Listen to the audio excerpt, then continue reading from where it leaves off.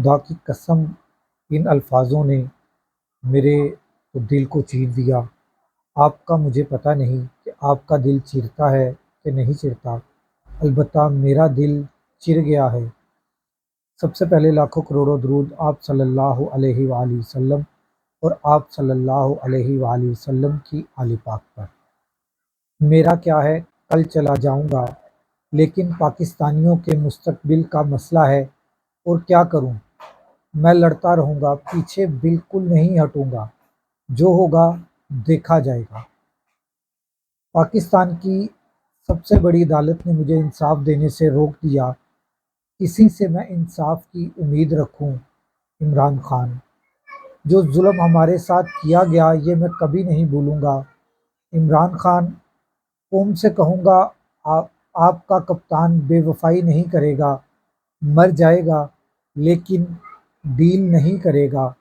میں جو کر سکتا تھا میں نے کر دیا، اب پاکستانی قوم کی باری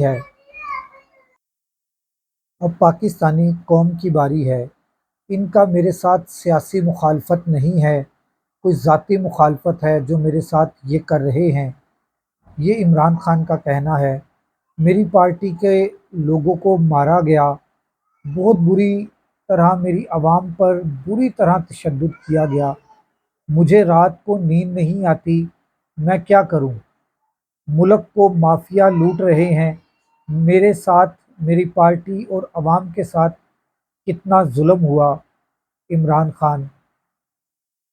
میری طرف سے شہیدوں کی فیملی اور ان کے بچوں بیویوں کو حج مبارک۔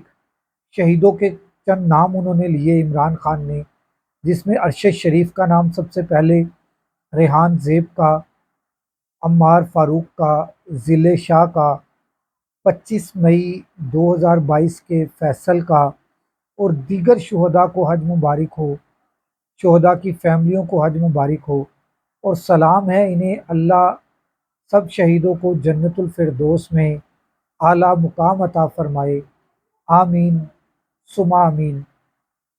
پاکستان 76 سالوں میں صرف 3 سال اور 7 مہینے آزاد رہا، خون کے آخری قطرے تک میں ان کا پیچھا نہیں چھوڑوں گا۔ تم لوگ مذاکرات پہ لگے ہو، ادھر عمران خان کی باتیں لوگوں کا دل چیر رہی ہیں۔